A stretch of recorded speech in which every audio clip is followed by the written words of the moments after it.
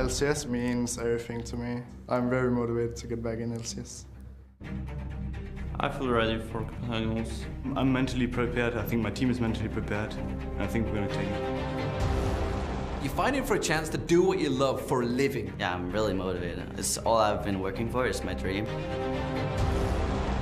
Playing LCS was the best part of my esports career. The best league in Europe where you can be, and that's obviously where I want to be. Being in the LCS would mean a lot to me. I've already tried to qualify twice, but this time, third time's a charm. Battle Atlantic, it's all about bragging rights. Like, we didn't fly overseas just to be like, just to lose. We're actually here to win something, we're just not here to troll around.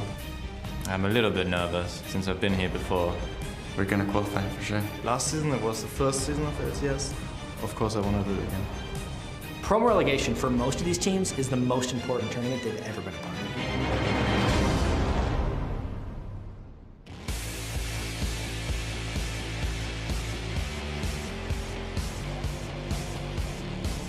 Hello ladies and gentlemen, and welcome to the 2014 European LCS Spring Promotion Tournament, live from our brand new studio in Cologne, Germany. I'm Eve supporter alongside Trevor Quickshot Henry and Rivington Visland III. And gentlemen, it's great to be back together again and kicking off this fantastic weekend of League of Legends. Yeah, I'm really excited to be back on air. And, you know, it's been 2 months since Worlds. It doesn't feel like 2 months. It feels so much longer. And you have to give props once again to SK Telecom T1 for picking up that phenomenal victory and just sweeping aside everybody at the tournament. You know, I got to say, and I think I speak for everyone here when I say we've had enough of the off-season. It's time to get the 2014 season started. Well, I've got good news for you, Riv, because you don't have to wait any longer, because the 2014 season officially starts today with the Spring Promotion Tournament. Now, for more on the teams and the tournament, let's send it over to D-Man and Jack at the desk. Thank you very much, Shocks. I am Lee D-Man Smith, and alongside me once again is Joshua Jack Leesman. It is great to be back, that is for sure. And of course, the teams that will be taking part in this weekend's tournaments will not only be fighting for a pro contract and a chance to compete in the LCS, but they'll be taking an important step towards every team's ultimate goal, and that is, of course, competing in the 2014 World Championships that this year will be in Korea.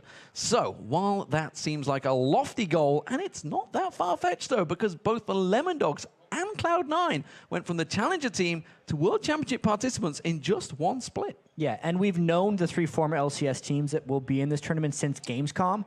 It was actually just a week ago that the 3 Challenger teams were finally decided, and the Copenhagen Wolves dominated the Challenger round robin. They went 5-0, and they earned the first Challenger berth in this weekend's tournament. Super Hot Crew was the second team to qualify, and KMT took out TCM Gaming in the final game there, and they were the third Challenger participant.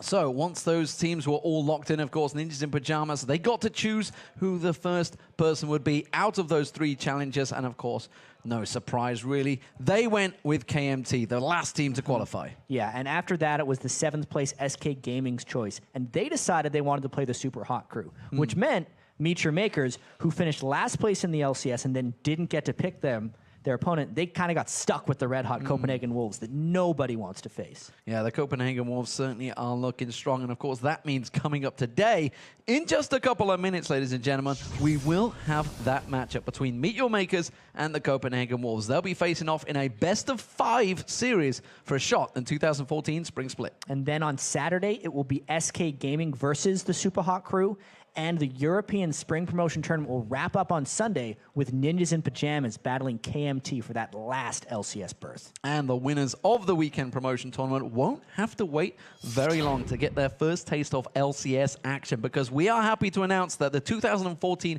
LCS Spring Split will be kicking off with a Super Week starting on Tuesday, January the 14th at 7 p.m. Central European Time right here in this studio, and that's going to be 10 a.m. Pacific. Yeah, and then after 3 days of the European LCS, the 2014 North American LCS will start up with its own Super Week on Friday, January the 17th. That'll start at noon Pacific, which is 9 p.m. Central European Time. And of course, the other big announcement about this year's LCS schedule is that the European LCS will now now be playing our regular season matches on Thursday and Friday nights.